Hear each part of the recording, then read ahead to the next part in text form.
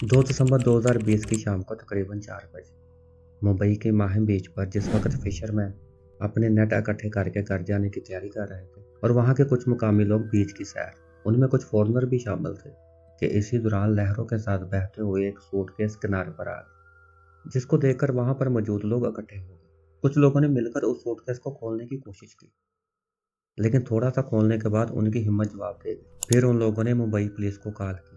थोड़ी ही देर बाद मुंबई पुलिस वहां पर पहुंच गई और उस सूटकेस को अपने कब्जे में ले लिए। जैसे ही पुलिस वालों ने उस सूटकेस को खोला तो उसके अंदर का नजारा किसी आम शख्स ने तो क्या, किसी पुलिस वाले ने भी शायद ही कभी जिंदगी में देखा। उसके अंदर थे 3 पॉली बैग्स और उन तीनों पॉली बैग को जब खोला गया तो एक में था एक इंसानी हाथ और दूसरे पॉली बैग में था एक इंसानी पैर और तीसरे पॉली बैग में ह्यूमन प्राइवेट पार्ट्स और साथ में 2 शर्ट्स जिसमें से एक लोकल स्टिच और एक रेडीमेड और साथ में एक जीन्स की पैंट। पुलिस के लिए अब सबसे बड़े 2 चैलेंज थे। एक तो ये कि ये मरने वाला कौन है, पहले इसका पता लगाया जाए, फिर उसके बाद इसके कातिल को ढूंढा जाए, क्योंकि पहले कातिल का मिल जाना और बाद में शनाख्त होना ऐसा पॉसिबल ही नहीं है। आइए जानते हैं इन सारे सवालों के जवाब आज की इस वीडियो के अंदर।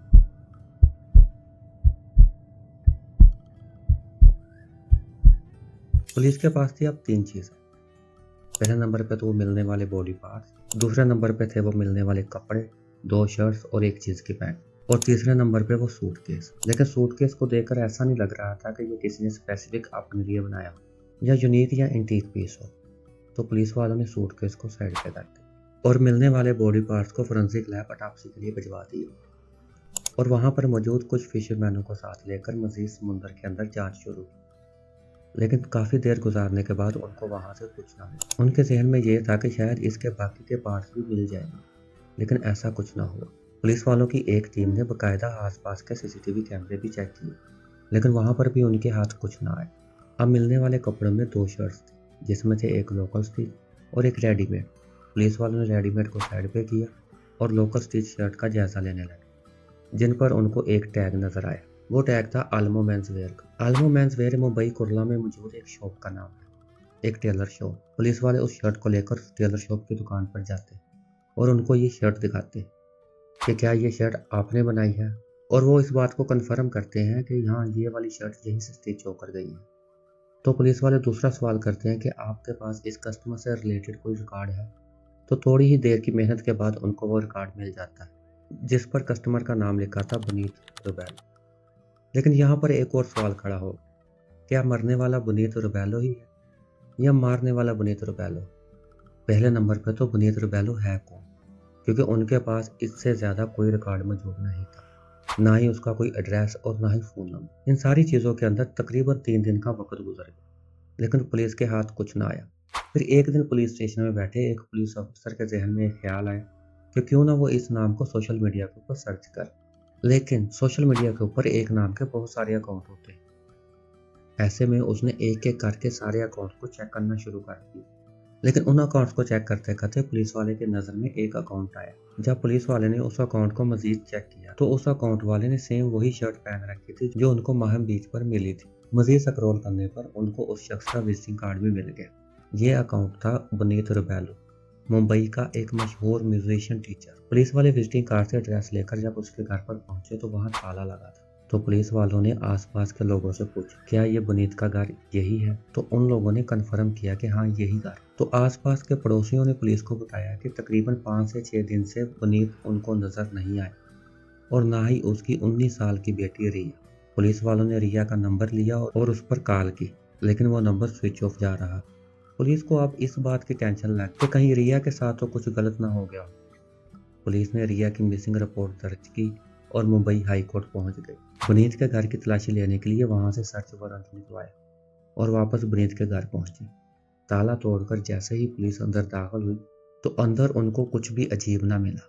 मतलब कि सारा सामान तरतीब से जुड़ा हुआ था, ना ही कोई फोर्स एंट्री और ना ही अंदर किसी लड़ाई झगड़े के निशान। लेकिन अंदर से उनको रिया की डायरी मिल गई, जिसको पुलिस वालों ने पढ़ना शुरू किया कि उनको एक पेज पर कुछ लिखा हुआ मिला। उस पर लिखा था, sorry dad, really really sorry dad, I am sorry, I am a bad girl, sorry for you, sorry sorry sorry sorry.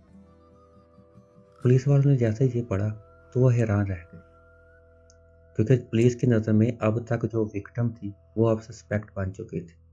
उसने ऐसा डायरी में क्यों लिखा, इस बात का जवाब पुलिस वालों को भी चाहिए था। पुलिस वालों ने रिया का नंबर दोबारा से डायल किया, लेकिन वो अभी भी स्विच ऑफ जा रहा था। इसी दौरान तकरीबन 1 से 2 दिन गुजरने के बाद रिया का नंबर एक लोकेशन पर ऑन हुआ। वो लोकेशन थी मुंबई गोतखापुर। पुलिस अपनी टीम लेकर उस लोकेशन पर पहुंची, जहां पर सिर्फ थोड़ी सी मेहनत करने के बाद रिया मिल गई। पुलिस वालों ने जब रिया से पूछा कि तुम्हारे डैड कहाँ हैं, तो उसने बताया वो किसी कंसर्ट के सिलसिले में बाहर गए। पुलिस वाले अपने साथ रिया की डायरी भी लाए थे।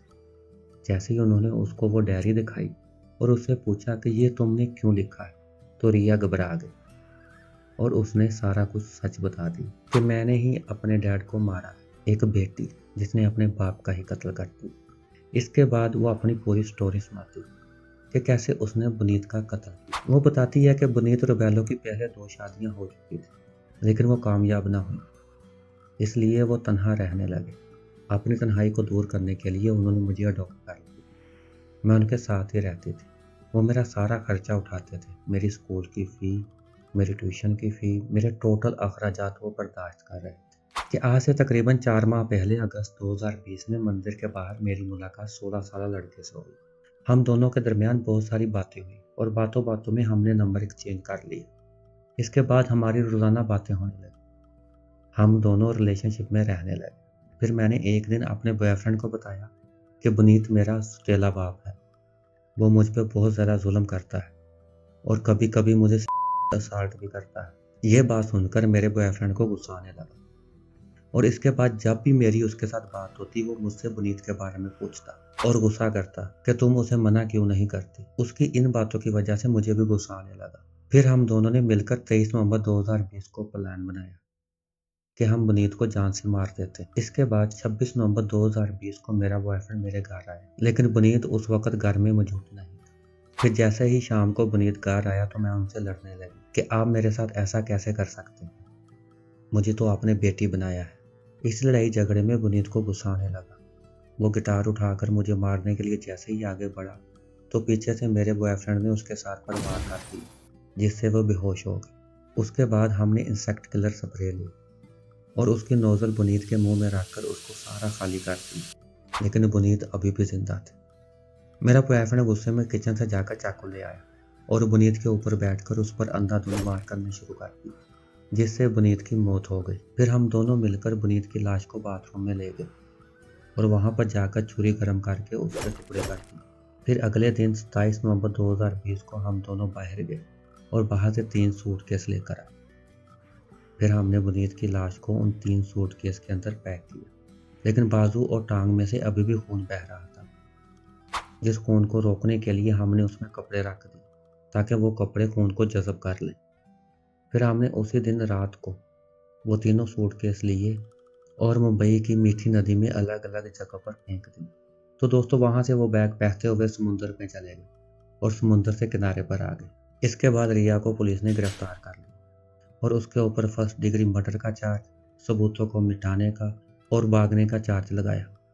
उसके बाद उसको मुंबई की हाई कोर्ट में पेश कर दिया। मुंबई की हाई कोर्ट ने उसको उम्र कैद की सजा सुना दी। रिया अभी भी जेल में है। तो दोस्तों मिलते हैं आपसे अगली वीडियो में, तब तक के लिए टेक केयर।